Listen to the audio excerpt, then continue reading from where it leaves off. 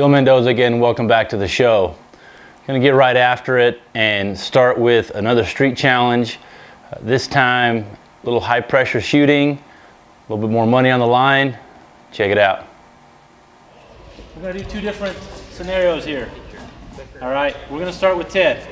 Ted, what do you think your effective range is? What would you say in the vitals of an animal target? What distance you think you can comfortably keep it in that vitals? 25 at the most. 25 yards, okay? So we're gonna play 25 yards. I say 40. Okay, so let's go ahead and start with Ted. Okay. All right, so when I say go, you get the knock and arrow first. Okay. Are you ready? Yes. And go.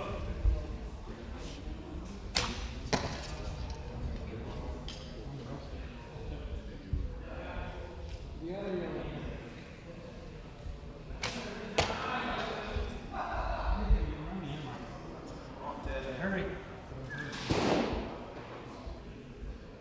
Time. Oh, 10 bucks. It was in the air. No pressure. You ready? Yeah. Same challenge, okay? Effective kill zone range. We're gonna mimic that orange balloon as the vitals. You start there. Once you pop that balloon, you can move to the gold balloon above it. 10 bucks if you pop the orange one. 20 bucks if you pop the gold one. You got 20 seconds, okay? Let's go and step back to station one. That's about 40 yards. Are you ready? How long? 20 seconds. Ready? Go.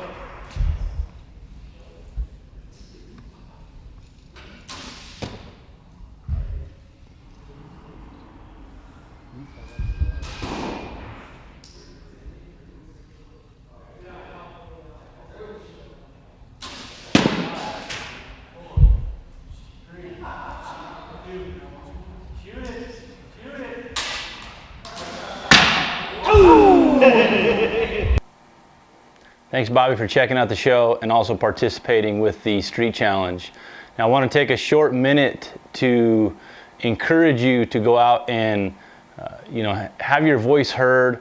A lot of the public land issues that are going on right now that are essentially threatening our public lands. Just encourage you to go out and do your part. Send an email, pick up the phone, get on board with a company like Backcountry Hunters and Anglers, who are leading the fight in many ways, from informing all of us members to actually going to the Capitol and standing up for what we believe in. So check them out. I encourage you to support them as you can. And getting into the next segment here, wanted to talk with Mr. Henry Ferguson, local guy here in the Denver area, who's been very successful, consistently successful in both tournament shooting as well as hunting. And we got into a little interview that I felt was very valuable, so check it out. All right, we got regular contributor, because I always love to hear from Henry Ferguson. Henry, I want to get a little bit more in depth with a few questions tonight, if you don't mind. Go for it. So you're looked at here in the local community, from a lot of people's perspective.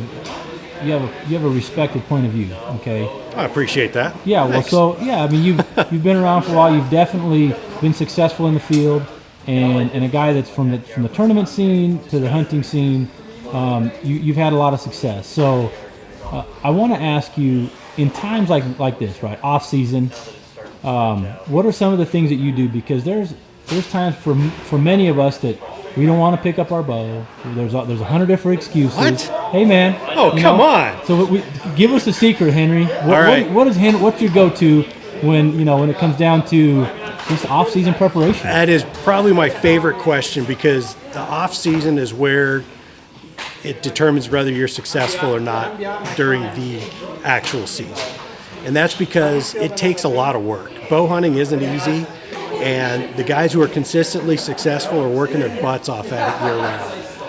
I mean, it's something that I shoot most of my arrows in the off-season at 15, 20 feet in my basement. Lots of blank bale work, lots of aiming drills, and that's what makes the difference. So then let me ask you this. You've been a guy that, in my opinion, it doesn't seem like you've changed your setup very much, right? Similar sight for years, right? Release. Oh yeah, yeah. Pretty loyal gold tip guy. You're running a new bow this year, but so because of that, I'm sure you're putting a lot more work in, right? Lots more, yeah. So, but you know, tell me a little bit about that. Why is it that you haven't changed your setup? Well, first of all, I heard a long time ago, fear the man who only owns one gun. And that's because he has a lot of familiarity with that gun. And for me, it's very much the same, only I think it's a lot more important with a bow than it is with a gun. Because simply, it takes a tremendous amount of arrows through a bow before I really, really feel comfortable with it. I've shot some great scores with this bow, but honestly, right now, we don't know each other all that well. We're getting there. And every time I go to the range, we get a little bit closer, but truthfully, it just takes a ton of time, ton of string time to get there. And the more familiar you are with it, the less chances there are of you screwing up. So then let's get a little bit more in depth into that then. I mean, how many times a week do you shoot on average? I know you travel for work some, so I do. When you're home. So when I'm home, I shoot on average probably 5-6 days a week. Okay. And a lot of those arrows, like I said, are going to be in my basement. I'll go out to Columbine if there's, if the snow allows.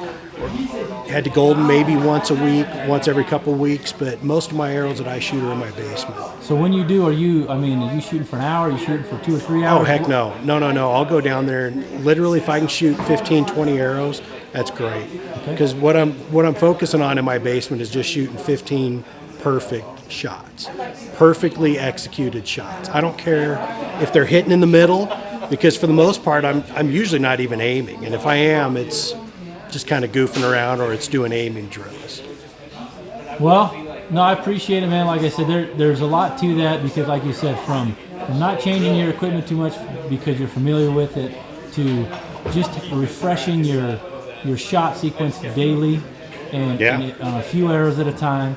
And the other thing that really jumps out at me is like you said, even the aiming drills, right? Regularly doing that kind of stuff. 100%. That matters a ton.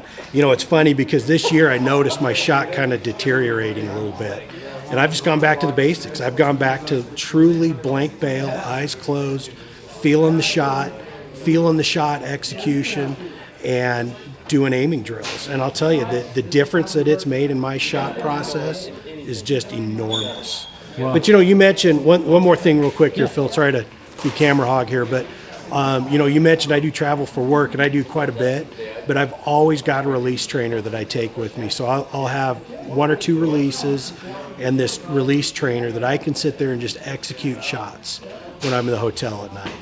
And I'll tell you, when I come back from those trips, I always shoot my best scores, always, because I've just focused on the basics and focused on executing that shot consistently. Well, I appreciate it, man. Like I said, it's advice from somebody who consistently gets it done, and I just want to be able to share that because, like I said, everybody's method of attack on how they get ready for stuff is different. Oh yeah. But at the end of the day, if you look at the bare bones of it, it involves a lot of time, and sometimes it's just that monotonous practice. But it's what matters. It is. Well, they say that practice is where you earn your trophies. You just pick them up on game day. There you go. So there you have it. Hopefully we see some more fuzzy antlers here come September, man. And is it there yet? I'll tell you what. I mean, it's like 2 months away, right? We're getting closer. All right, Henry, appreciate it, man. You bet, Phil. Anytime. Thanks again, Henry. Always great words of advice. So before I leave you, just want to remind you, we do have some promo codes for some free swag.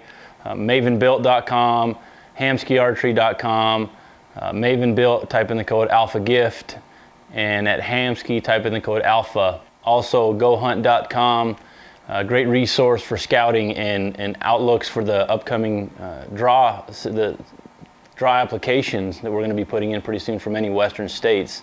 So type in the code Alpha at checkout there with a full membership, and you're going to get a $50 Sportsman's Warehouse gift card sent back to you.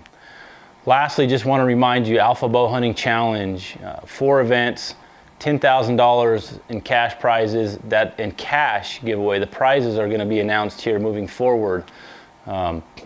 Pre-registration February 20th, first 100 registrants for any event. It could be the first event, the finals, doesn't matter. you will be getting a few extra goodies in your competitor bag. Lastly, don't forget about the giveaways. Our last giveaway we announced was the Hamskea Rest with a dozen arrows of your choice. So make sure you are just subscribing to the channel below. We will be announcing a social media giveaway here very soon, so don't miss that as well. Make sure you're following us on Facebook at Alpha Bowhunting or on Instagram at Alpha Bowhunting.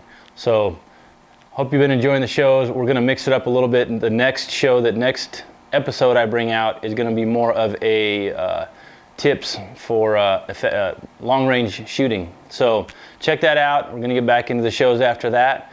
And as always, dream big, shoot straight, and we'll see you next time.